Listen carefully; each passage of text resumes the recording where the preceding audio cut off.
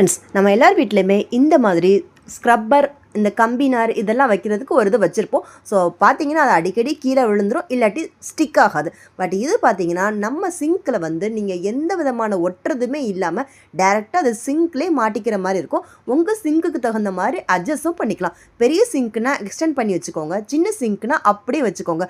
But இந்த தடவையும் எனக்கு வந்து பார்த்தீங்கன்னா ஒரு ப்ராடக்ட் மிஸ்ஸிங்கில் தான் வந்துருந்துச்சு. ஸோ எனிவே நான் அதை ரீப்ளேஸ் பண்ண போகிறேன். அதுக்கு முன்னாடி இது யூஸ்ஃபுல்லாக இருந்துச்சுன்னா உங்கள் கூட ஷேர் பண்ணலான்னு தான் போட்டிருக்கேன். ஸோ இது பார்த்தீங்கன்னா உங்கள் சிங்க்குக்கு தகுந்த மாதிரி அட்ஜஸ்ட் பண்ணிக்கோங்க.